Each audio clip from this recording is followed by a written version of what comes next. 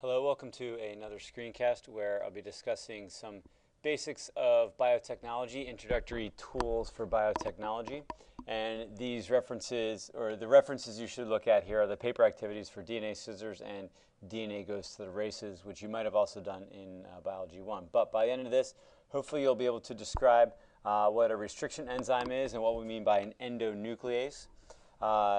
Be able to identify and describe what restriction sites are, what restriction fragments are, and then separate to but related, somewhat related to those then is talk about electrophoresis, describe what that is, and then being able to explain how restriction enzymes or restriction endonucleases produce restriction fragments, be able to explain how electrophoresis is used to separate restriction fragments, and then how a restriction map can be made and what that tells you. Okay, so let's get started. It's all based on DNA, right? So understanding the structure of DNA inside and out is critical to sort of understanding some of these biotechnology methods, right? So here's our DNA molecule, and again we have our 5' end here and our 3' end over here. So the molecule is anti-parallel. We have hydrogen bonding going on between the two sides here. We have phosphodiester bonds that are linking the nucleotides together in the chains. And these phosphate groups right here are these acidic groups, and they are all negatively charged. Right? So all these phosphates give the overall DNA molecule an overall net negative charge to it. So this molecule is indeed polar, right, because of those phosphate groups. Okay? So one of the things that we discovered is that like I did it, that scientists have discovered is that there are these enzymes that will, inside the cytoplasm of many cells, prokaryotes, sort of where this was initially worked out, I believe, that will actually degrade DNA, that will cut DNA, that will break phosphodiester bonds of DNA. And this is thought to have been protective for bacteria and other prokaryotes from viral DNA, etc. So having these enzymes naturally, normally occurring inside the cytoplasm of cells exists. This is a thing that is known. And so as biotechnologists, we are taking things that exist in the natural world and sort of manipulating them in the lab for our own use. So restriction enzymes are endonucleases. So if you look at the name here, endonuclease, a nuclease is an enzyme that's going to break or degrade DNA up into individual nucleotides, so it breaks phosphodiester bonds. And endo meaning within. Right? So these are enzymes that are going to break phosphodiester bonds in the middle of a sequence and not from the end. So you'd contrast endonuclease with an exonuclease, which would be an enzyme that breaks phosphodiester bonds from an end. Okay? So when these restriction enzymes or restriction endonucleases do their thing, they are restricted to not just anywhere in the genome, but have special sequences. So these restriction enzymes recognize specific sequences. Right? And those specific sequences are referred to as restriction sites. Right? So a specific restriction site is a specific sequence, and these sequences tend to be short little sequences, a handful of nucleotides long, and they tend to be palindromic. Right? For example, this right here, GAATTC, is a restriction site, and you notice that 5' to 3' it's GAATTC. If you look on the other strand, anti-parallel going the opposite direction, the complement to that is GAATTC. So this is what we mean by palindromic, right? It's the same in both directions. So 5' to 3' on this strand, and then 5' to 3' on that strand. So that's a characteristic of these restriction sites, is that they are short little sequences. They're palindromic, and they also are specific to specific enzymes. Right? So not every restriction enzyme will cut or digest hydrolyzing phosphodiester bonds here at specific sequences. Right? So cutting, all these verbs, cutting, digesting, hydrolyzing all mean the same thing. That is breaking phosphodiester bonds. So these restriction enzymes cut or digest or hydrolyze at specific restriction sites. Right? The classic example to teach this, the enzyme that bonds to this restriction site is referred to as EcoR1. Right? So these restriction enzymes are typically named for the bacterium in which they were discovered. In this case, this was discovered in E. coli, strain R, and it was the first one that they discovered. Right? So others in the paper activity you saw were like Hindi 3, right? So Haemophilus influenza, strain D, the third one they found, etc. So this happens to be the restriction site for EcoR1, right? And so EcoR1, if you apply EcoR1 to a sample of DNA here, then EcoR1 will cut that DNA, will digest that DNA, will hydrolyze that DNA wherever this sequence happens to occur in the genome. Right? So this specific sequence has is the, if you will, the substrate, and the enzyme EcoR1 has an active site that fits this specific sequence. So the result of that is that you get the DNA cut into or digested or hydrolyzed into these fragments, and so these are known as restriction fragments. Okay? And these restriction fragments then have these what's known as sticky ends if the enzyme cuts not linearly, right? And in the paper activity, they give you a couple of examples there of enzymes that leave sticky ends and versus ones that leave blunt ends. Okay? So these sticky ends, the sticky indicates that they are then able to hydrogen bond, right? Or that is another way of saying this is that they are able to anneal, right? Or hydrogen bond with another sticky end that is complementary to this. Okay. Now, again, clicking on this animation, if you run the PowerPoint slide and click on that animation, that'll also review some of the basics here of this and animate that a little bit for you. Okay? So, in biotechnology, an application of this, one limited application of this, is that restriction enzymes and ligase can be used to create recombinant DNA. So you see I've grayed out up here what we had just discussed before. Now, if we take these sticky ends, right, and if I take a DNA fragment here that was produced by the same restriction enzyme, this is the key, is they use the same restriction enzyme on a separate DNA sample. Right? If I cut two different DNA samples with the same restriction enzyme, since it's the same restriction enzyme, they're going to have the same restriction sites, and so that sequence, this fragment here has these sticky ends that are complementary to the sticky ends that I created here using the same restriction enzyme. Okay? So let's say that this is a DNA fragment from organism number 2, and this is organism number 1, and this is the other fragment of organism number 1. If I use the same restriction enzyme to add the DNA from another source, that is number 2, I can then add that together, right, put them in a tube. They're going to hydrogen bond here. The sticky ends are going to hydrogen bond or anneal to one another, right? And then if I use DNA ligase right here, I can seal the strand. It can make those, by sealing the strand, that means make the last phosphodiester bond here and here and here and here.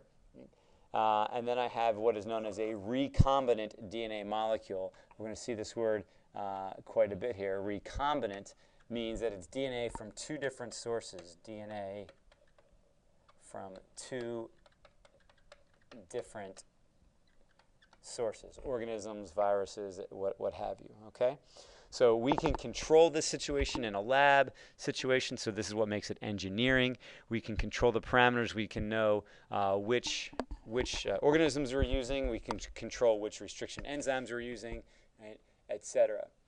So again, relating it back to the lab, we didn't do this in the lab, but remember that we had a recombinant plasmid that we used, and that recombinant plasmid was made using restriction enzymes to first cut open the plasmid. So we digest the plasmid here, and then we digested the DNA from the jellyfish here, right, to get this gene. This would be the GFP gene.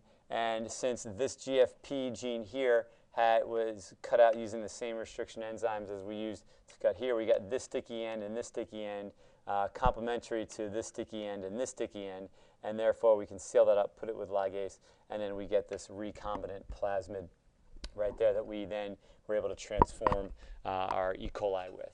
Okay, so that's just an application of this one application of the recombinant DNA. So here's the paper activity. You should bring these strips to class. We can play with those, answer some questions with those. Right? This is a restriction map.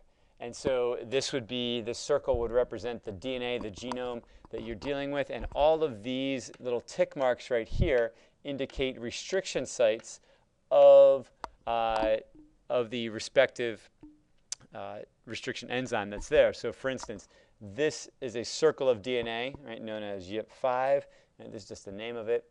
And so if we were to zoom in on this, what you would see would be, right, a DNA double helix. Right? You just see sequences there. And so what we're saying is that these numbers refer to exactly how many base pairs there are in this circle of DNA. Right? And so there are 5,541 base pairs there. Right? And at this point, right here, there's an EcoR1 cut site right there. Right? And there are no other EcoR1 cut sites. So if I digest this with EcoR1, and this is some practice for you. Right? So if I digest this with EcoR1 only, how many fragments, so number of fragments would I get? And what would the length, right, or size of that fragment be? How many base pairs, that's the unit for the length of the size, how many base pairs would it be? Right? What if I digested this piece of sample DNA with, let's see here, what if I did it with Hindi3 and SMA1? Same question, right? How many fragments, how many base pairs would those fragments be? So this is what's known as a double digest here. This is a single digest, here's a double digest. And lastly, just for fun, what if I did a triple digest with EAG1 and PVU1 and APA1. Right? Again, same two questions. Right? How many fragments and what size would those base pairs be? Right? So that's something we can answer in class together. Okay. Lastly then, electrophoresis. So similar but different. This is a whole different technique. And in electrophoresis, it essentially is a separation technique. Right? So electrophoresis in general is a separation technique, much like chromatography was a separation technique. This technique separates molecules based on their charge and their size. If we're separating DNA molecules, then we're looking at the number of base pairs that they are. If we're using electrophoresis to separate proteins from one another in a mixture, then it's based on the number of amino acids or the molecular weight, right? So size and/or charge. Okay. So the images that you see here are based on DNA electrophoresis, but knowing that we can also separate proteins as well.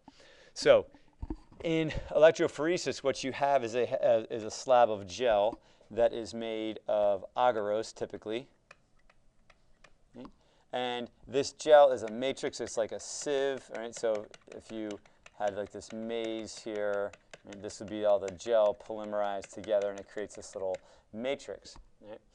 And what you do is you submerge this gel in a buffer solution, and then you have these wells in the gel. So if you looked at the gel from the side view, it would look like this, where you have a little well like this, and then this is all the rest of the gel. So this is a side view. You'd put your DNA sample into here, right? And so this liquid DNA sample into there, and there's going to be a negative electrode on this end and a positive electrode on this end, and this all goes into like a chamber, right? And that chamber is then filled with buffer. Right, so there's buffer all around this. And you hook this up to an electrical source, a power source here, right, and you turn it on, right, and that's supposed to be the switch. So you turn this on, and electricity flows. And as the electrical current flows through the buffer and through the gel, the DNA samples that are here are going to be pushed through the sample, because remember that the DNA is negatively charged, and this is a negative electrode here, so negative and negative repel each other, and those samples are pushed through the gel. Right? And so this is what you can see here. These are DNA fragments of different sizes, right? And so when you're separating based on size, the smallest fragments will work their way through this matrix first and easiest, and then the longest or the largest, and again, if this is, we're talking base pair or molecular weight here, if you're dealing with proteins, right? Those stay closer to the top of the gel. Right? Most of the time, you cannot see the different fragments. You then have to stain to see the fragments. And what this creates for you is then a visual image of which fragments you had in this mixture, and you've now separated out the fragments. Okay. So again, recommending taking a look at both of those animations there. So this, because that'll animate the whole process for you. So here's the paper activity. Right? What's confusing to some students is they don't read the directions very carefully here. These are 3 representations of a 15,000 base pair DNA molecule. So all of these, 1, 2, and 3, are all supposed to be the exact same sequence. Okay? So we just had EcoR1 cut sites, BAM-H1 cut sites, and Hindi3 cut sites. Right? So these are restriction sites. These are supposed to be the locations of the restriction sites. Right? So when you do this, then what you're supposed to say is, all right, how many fragments would you have? How long would those fragments be? And then if you put those digests into the well right here, put the digest of the Hindi3 into the well, put the digest of the BAM-H1 into the well, where would your fragments move on this gel? So where would you see those fragment lengths? Right? How far would they migrate? And again, over here you have a scale, right? To let you know exactly how far they should have gone down, okay, or relatively how far those bands would have gone down. So please bring that completed to class with you. Okay. So hopefully now by the end, again, these are similar but related but different. This whole restriction enzyme and restriction endonuclease, restriction site, restriction fragment bit. And then the difference there, the relationship between that and electrophoresis, maybe. What is that? Being able to explain the relationship between the restriction enzymes and the fragments, and then what electrophoresis is, right? And then potentially what a restriction map is. Okay? Thanks for listening. Bring your questions to class.